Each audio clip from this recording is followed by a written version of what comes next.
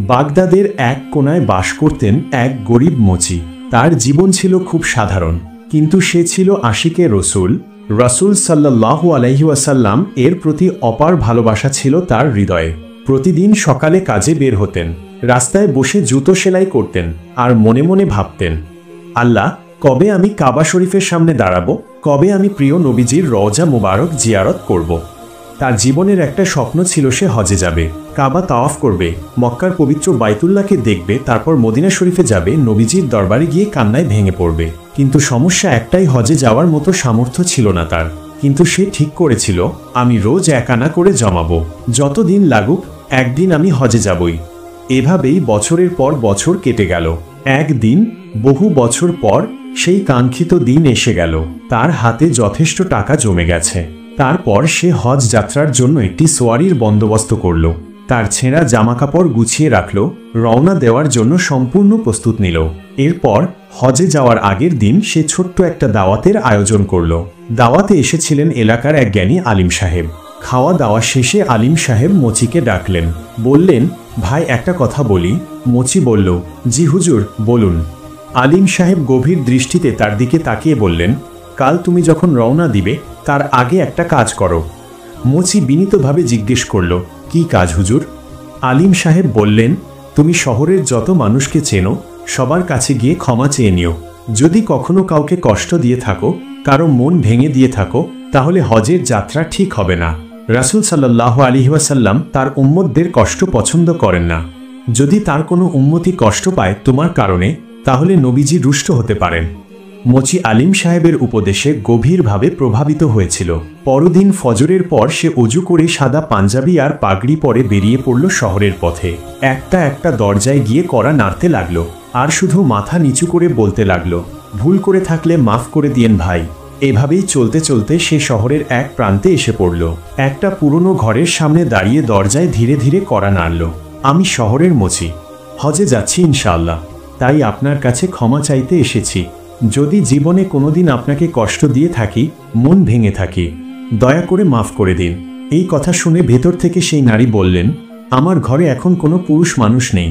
মোচি জিজ্ঞাসা করল, কোথায় গেলেন তারা, কি হয়েছে তাদের?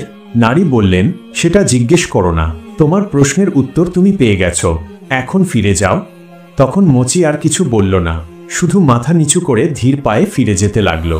এমন সময় হঠাৎই গোশতের সুগন্ধ এসে নাকে লাগলো। তাজা রান্না করা গোশতের মতো মনে হলো, তাই সে থেমে গেল। অনেকক্ষণ সে কিছুই খায়নি, তাই সে আবার সেই দরজার কাছে ফিরে এলো আর লাজুকভাবে অনুরোধ করল, আপনি কি একটু গোশত দিতে পারবেন? আমি অনেক ক্ষুধার্ত, সারা সকাল কিছু খাইনি। কিন্তু কিছুক্ষণ পর নারী বলল, ওহে হজে যাওয়া মানুষ, এই গোশত তোমার জন্য হারাম, কিন্তু আমাদের জন্য হালাল। এই কথা শুনে মোচির পা যেন জমে গেল। সে কিছুক্ষণের জন্য স্তব্ধ হয়ে দাঁড়িয়ে রইল। তারপর ধীরে ধীরে বলল, আপনি তো মুসলমান? নারী বললেন, হ্যাঁ, আমি একজন মুসলমান। তারপর মোচি বলল, তাহলে বলুন তো, যখন শরীয়ত এক, আল্লাহ এক, নবী এক, তখন আমরা কেন এক নই? কেন আমার জন্য এই খাবার হারাম আর আপনার জন্য হালাল? নারী বললেন, এই প্রশ্ন করো না, দয়া করে ফিরে যাও। কিন্তু মোচির মন আর শান্ত হচ্ছিল না। তার মন বিষয়টি জানার জন্য খুবই আগ্রহী হয়ে উঠল। সে বলল, আমি জানতে চাই, আপনি কিছু লুকাচ্ছেন। আমি যাচ্ছি সেই পথে যেখানে আমাদের প্রিয় রসুল আছেন। আমি জানি উনি দরিদ্রদের ভালোবাসতেন, কষ্টে থাকা মানুষদের বুকে টেনে নিতেন। তাহলে আমি কিভাবে চোখ বন্ধ করে চলে যাই? আমাকে বলুন, অন্তত জানার অধিকারটুকু তো থাকা উচিত। মহিলা কিছুক্ষণ চুপচাপ রইলেন, তারপর বলতে লাগলেন, শোনো, এই গোশত যে রান্না হচ্ছে এটা আসলে এক মৃত জানোয়ারের গোশত, আর মৃত জানোয়ারের গোশত তো হারাম, তাই তোমার জন্য এটা হারাম, আমার জন্য হারাম। কিন্তু আজ শরীয়ত আমায় এইটুকু অনুমতি দিয়েছে। আমার ঘরে কয়েকজন যুবতী মেয়ে, কিন্তু উপার্জনের কোনো রাস্তা নেই। স্বামী নেই, ভাই নেই, কেউ নেই, কেউ আমাদের খবর নেয় না। দিনের পর দিন অনাহারে ছিলাম আমরা। মেয়েগুলোর মুখ শুকিয়ে গিয়েছিল, শরীর কাঁপছিল। আমি বুঝে গিয়েছিলাম হয়তো আজই তারা না খেয়ে দুনিয়া ছেড়ে চলে যাবে। আমি রাস্তায় বেরিয়েছিলাম একটু রিজিকের সন্ধানে, কিন্তু কারো সামনে হাত পাততে পারিনি। কোনো দোকানে গিয়ে সাহায্য চাইতেও লজ্জা করছিল। তখন হঠাৎ চোখে পড়ল রাস্তার ধারে এক মৃত জানোয়ার পড়ে আছে। আমি সেই গোশত টুকরো করে কেটে নিয়ে এলাম, যাতে অন্তত আজ রাতটা আমার মেয়েরা বেঁচে থাকে। এই কথাগুলো শুনে মোচি আর নিজেকে সামলাতে পারল না। চোখের কোণ বেয়ে পানি গড়িয়ে পড়তে লাগলো, আর সে নিজেকে সামলাতে না পেরে সেখান থেকে দ্রুত চলে যেতে লাগলো। কিন্তু তার মনে শুধু একটা কথাই ঘুরপাক খাচ্ছিল, আমার প্রতিবেশী, তার ঘরে খাবার নেই। আর আমি তো সেই প্রতিবেশী যিনি হজে যাওয়ার জন্য সাধ্যমতো টাকা জমিয়ে ফেলেছি। আমার জামা কাপড় প্রস্তুত, সোয়ারি প্রস্তুত, অথচ আমার পাশের ঘরে এত বড় ক্ষুধার্ত ব্যক্তি। আমি কি তবে সফল হব হজে গিয়ে?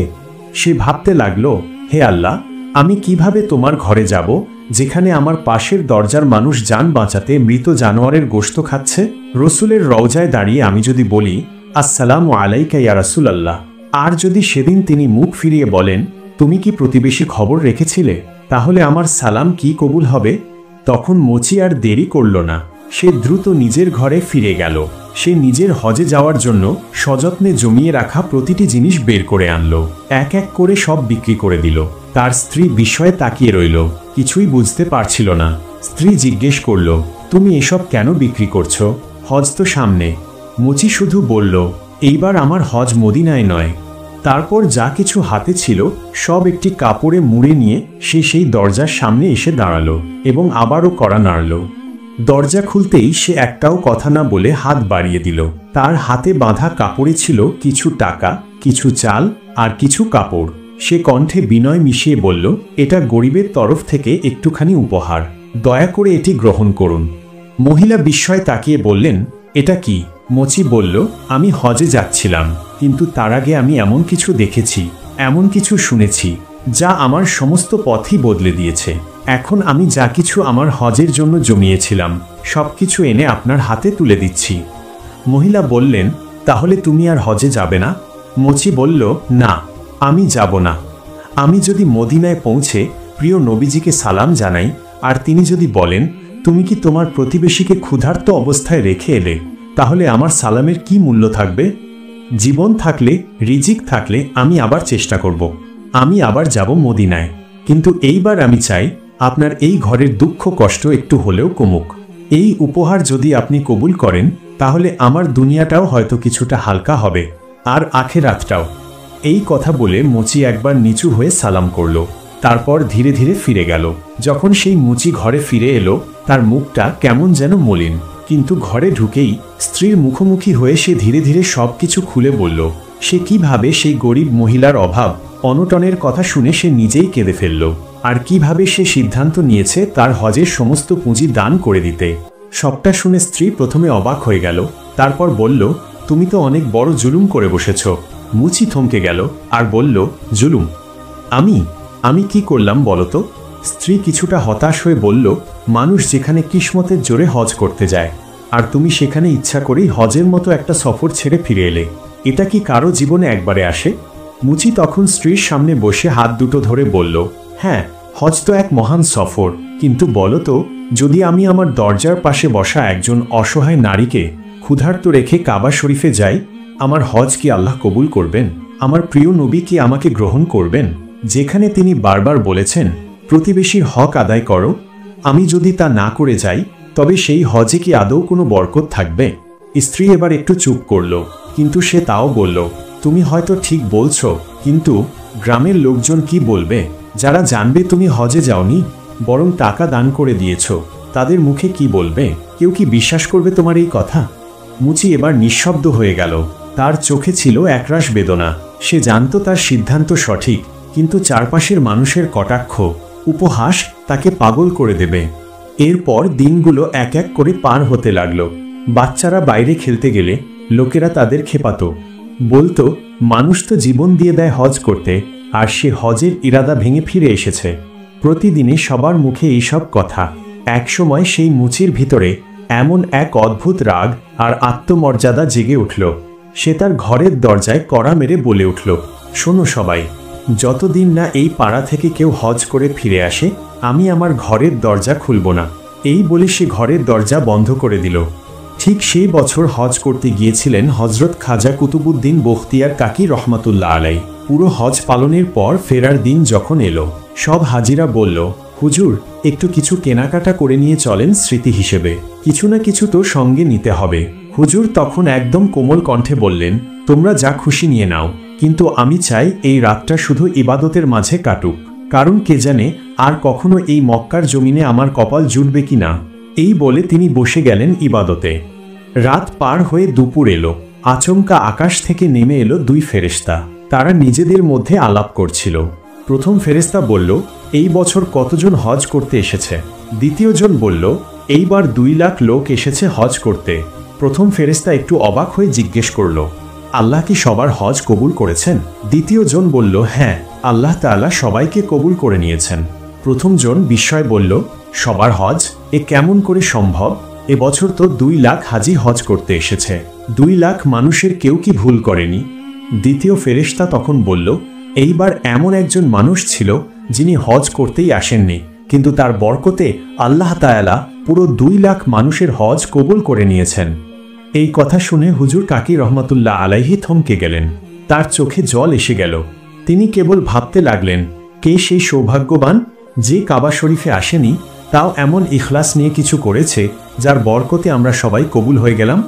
খাজা কুতুবুদ্দিন বখতিয়ার কাকি রহমাতুল্লাহ আলাইহি যখন ফেরেশতাদের মুখ থেকে সেই গোপন কথা শুনলেন যে এই বছর হজে অংশ না নিয়েও এমন এক বান্দার কারণে আল্লাহ 2 লক্ষ হাজির হজ কবুল করেছেন, তখন তার হৃদয় যেন ব্যাকুল হয়ে উঠল। তিনি এক প্রকার তাড়াহুড়ো করেই জিজ্ঞেস করলেন, হে ফেরেশতাগণ, বলো তো কে সে প্রিয় বান্দা? কোথায় থাকে সে? আমি কি তার নাম জানতে পারি? আমি কি তার সাথে দেখা করতে পারি? ফেরেশতারা শান্ত গলায় উত্তর দিল, হে আল্লাহর প্রিয় বন্ধু, সে এক সাধারণ মানুষ।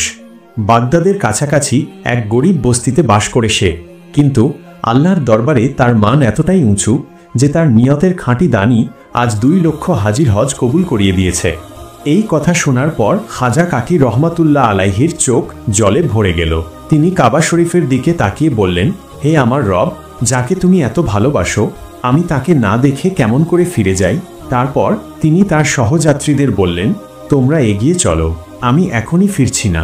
যতক্ষণ না আমি সেই বান্দার জিয়ারত করব, ততক্ষণ আমি অন্য কিছু ভাবতেই পারছি না। অতঃপর তিনি মক্কা থেকে দীর্ঘ সফরে যাত্রা করলেন। দিনের পর দিন, রাতের পর রাত শুধু একজন অজানা নিখাদ মানুষকে খুঁজে পাওয়ার তৃষ্ণায়। অবশেষে তিনি পৌঁছে গেলেন সেই বাগদাদের পাশের ছোট্ট বস্তিতে। সেখানে পৌঁছে তিনি এক বৃদ্ধ লোককে জিজ্ঞেস করলেন, ভাই, এই এলাকায় এক লোক থাকেন, গরিব, সাদাসিধে, যে হজের জন্য টাকা জমিয়েও হজে যাননি। আপনি কি জানেন তিনি কোথায় থাকেন? লোকটা একটু চমকে উঠল, চোখ গোল করে তাকিয়ে বলল, তার খোঁজে এসেছেন? আপনি বুঝি তাকে চেনেন না হুজুর? সে এই পাড়ার সবচেয়ে অপমানিত লোক। লোকজন হাসে তাকে নিয়ে। লোকেরা বলাবলি করে হজ করতে পারত, কিন্তু পাগলের মতো নিজের টাকাগুলো গরিবদের দিয়ে ফিরে এলো। একটা দীর্ঘ নিঃশ্বাস ফেলে লোকটা আরও বলল, হুজুর, আপনি তো বড় ওলি, কি দরকার আপনার তার মতো একজন হতভাগার সঙ্গে দেখা করার? খাজা কুতুবুদ্দিন বখতিয়ার কাকি রহমাতুল্লাহ আলাইহি চোখ মুছলেন। তিনি কাঁপা কণ্ঠে বললেন, হে মানুষ, তোমরা যাকে হতভাগা বলো, আমি তাকে ভাগ্যবান বলি। তোমরা যাকে নিচু চোখে দেখো, আল্লাহ তাকে নিজের দরবারে কত উঁচুতে উঠিয়েছেন তা যদি তোমরা জানতে, তাহলে আজ তোমরা তার চরণ ধুলা নিতেও কুণ্ঠা বোধ করতে না। আমাকে শুধু তার ঘরের ঠিকানা বলে দাও। লোকটা চুপ করে রইল কিছুক্ষণ, তারপর মাথা নিচু করে বলল, আচ্ছা হুজুর, আপনি যেহেতু এত বড় বুজুর্গ এবং এত শ্রদ্ধাভাজন মানুষ, আপনাকে না করে পারছি না। এই নিন ঠিকানা। এই বাড়িটিই তার। ঠিকানাটি নিয়ে খাজা কাকি রহমাতুল্লাহ আলাইহি ধীরে ধীরে সেই মাটির ঘরের সামনে গিয়ে দাঁড়ালেন। তারপর দরজার কড়া নাড়লেন। ভেতর থেকে এক বিষণ্ণ নিস্তেজ কণ্ঠস্বর ভেসে এলো, কে বাইরে? আমার দরজা কড়া নাড়ছ কেন? খাজা কাকি রহমাতুল্লাহ আলাইহি সস্নেহে বললেন, ভাই, আমি তোমার সঙ্গে দেখা করতে এসেছি। দরজা খোলো, আমি এক পথিক মাত্র। ভেতর থেকে কণ্ঠ এলো, হুজুর, দয়া করে আমাকে মাফ করুন, আমি দরজা খুলতে পারবো না। এই পাড়ার লোকেরা আমাকে সহ্য করে না। তারা আমায় গালাগাল করে, আমার সন্তানদের নিয়ে হাসাহাসি করে। যদি দরজা খুলি তাহলে আপনার সঙ্গেও কিছু খারাপ আচরণ করতে পারে তারা। আপনি চলে যান। খাজা কাকি রহমাতুল্লাহ আলাইহি বললেন, ভাই, আমি খাজা কুতুবুদ্দিন বখতিয়ার কাকি। আমি হারাম শরীফ থেকে শুধুমাত্র তোমার সঙ্গে দেখা করতেই এসেছি। আমি জানি তুমি কে। তুমি আমাকে চিনতে না পারলেও আমি তোমাকে চিনে এসেছি কাবা শরীফ থেকে। এই কথা শুনে মুচি হতভম্ব হয়ে উঠল। সে তো জানতই না এত বড় অলি, এত সম্মানীয় বুজুর্গ নিজে এসে তার দরজায় দাঁড়িয়ে আছেন। সেই মুহূর্তেই মুচি হেসে কেঁদে থমকে গিয়ে বলল, হুজুর, যদি আপনি হয়ে থাকেন খাজা কুতুবুদ্দিন বখতিয়ার কাকি, তাহলে আপনার জন্য আমি আমার দরজা খুলে দিচ্ছি। আপনি একমাত্র ব্যক্তি যার সামনে আমি আমার মুখ দেখাতে পারি। আপনার মতো মানুষের আগমনে আজ আমার দরজাও ধন্য হলো। এই বলেই দরজা খুলে গেল। তখন খাজা কুতুবুদ্দিন বখতিয়ার কাকি রহমতুল্লাহ আলাইহি স্নিগ্ধ কণ্ঠে বললেন, তুমি একদম চিন্তা করো না ভাই, আমি একাই এসেছি, আশেপাশে কেউ নেই, কাউকে নিয়ে আসিনি, শুধু তোমার সঙ্গে দেখা করার আশাতেই এসেছি।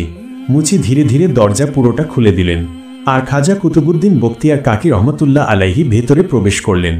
ভেতরে ঢুকেই তিনি গভীর দৃষ্টিতে মুচির চোখের দিকে তাকালেন। তারপর অতি হৃদয়স্পর্শী কণ্ঠে বললেন, ভাই, আমি শুধুই তোমার সঙ্গে দেখা করতে এসেছি, তোমার মজলিসে বসতে, তোমার কথা শুনতে। এই কথা শুনে মুচির চোখ ফেটে জল বেরিয়ে এলো, গলা ধরে এলো। সে বলল, হুজুর, আমি তো এক গুনাহগার, দুনিয়ার চোখে অপমানিত এক বান্দা, একটা সাধারণ মুচি যার নামও কেউ মুখে আনতে চায় না। আপনি এত বড় অলি, এত দূর থেকে আমার মতো এক পাপীর কাছে কেন এসেছেন? খাজা কুতুবুদ্দিন রহমতুল্লাহ আলাইহি একটু এগিয়ে এসে তার কাঁধে হাত রাখলেন।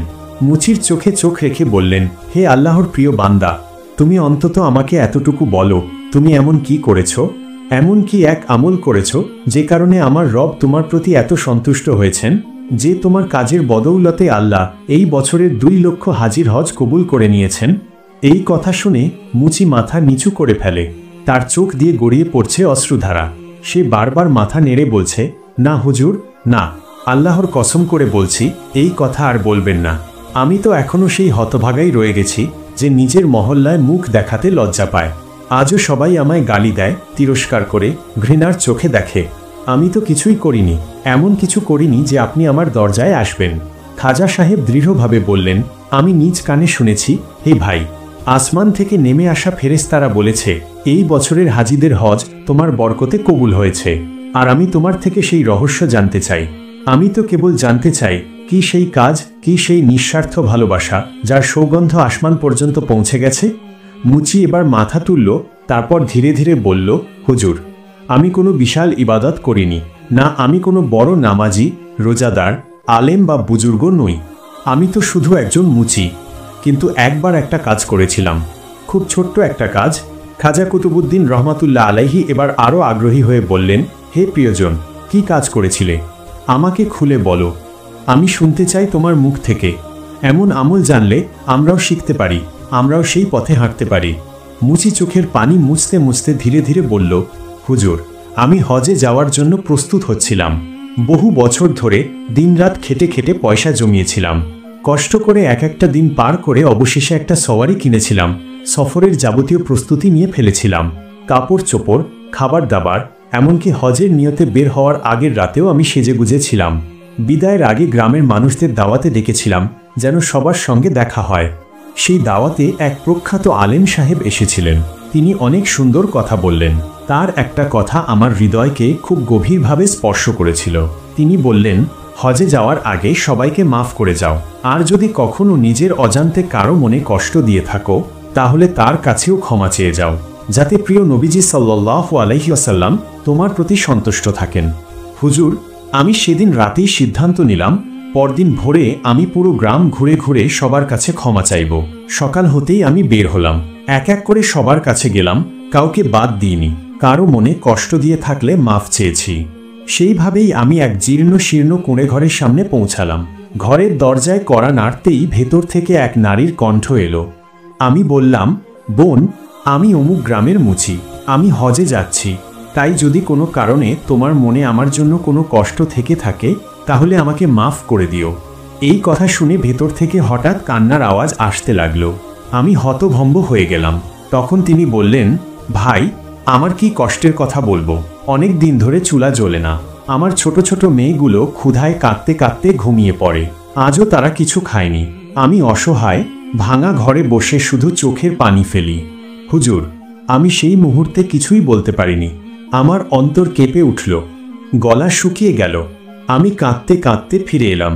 তারপর হজের জন্য জমানো সব টাকা, আমার সওয়ারি, কাপড় চোপড়, খাবার সব কিছু একে একে বিক্রি করে দিলাম। আমি সেই নারীর দরজার সামনে রেখে এলাম সবকিছু, যেন তার সন্তানদের ক্ষুধা মেটে। হুজুর, আমি শুধু এটুকুই করেছিলাম, অন্য কোনো ইবাদত, কোনো বড় কাজ করিনি। আমি শুধু এক ক্ষুধার্ত মা আর তার কাঁদতে থাকা সন্তানদের প্রাণ বাঁচিয়েছিলাম। এই কথা শোনার পর খাজা কুতুবউদ্দিন বখতিয়ার কাকি রহমাতুল্লাহি আলাইহির চোখ ভিজে গেল। তিনি আবেগে নরম গলায় বললেন, ও আল্লাহর প্রিয় বান্দা, তুমি তো মক্কার হজে যাওনি, কিন্তু তুমি এমন এক হজ করেছ যা হৃদয়ের হজ, এমন এক কুরবানি করেছ যা আল্লাহর দরবারে সবচেয়ে পছন্দনীয়। তুমি একজন ক্ষুধার্ত মানুষের পাশে দাঁড়িয়ে আল্লাহর সন্তুষ্টি অর্জন করেছ। তোমার সেই ত্যাগ, সেই হৃদয়, সেই খালিছ নিয়তই আল্লাহর কাছে এতটাই প্রিয় হয়েছে, যার কারণে এই বছর হজে আসা 2 লক্ষ হাজির হজ কবুল করে নেওয়া হয়েছে। এই কথা শুনেই সেই মুচি হাউমাউ করে কেঁদে উঠল। খাজা কুতুবউদ্দিন সাহেব তার মাথায় হাত রাখলেন, তার জন্য দোয়া করলেন, তারপর বিদায় নিলেন। এরপর তিনি সেই মজমায় ফিরে এসে সবাইকে বললেন এই অসাধারণ কাহিনী। যখন মানুষ শুনল যে সেই মুচির বরকতেই আল্লাহ সুবহানাহু ওয়া তাআলা 2 লক্ষ হাজির হজ কবুল করেছেন, তখন তাদের চোখে জল এসে গেল।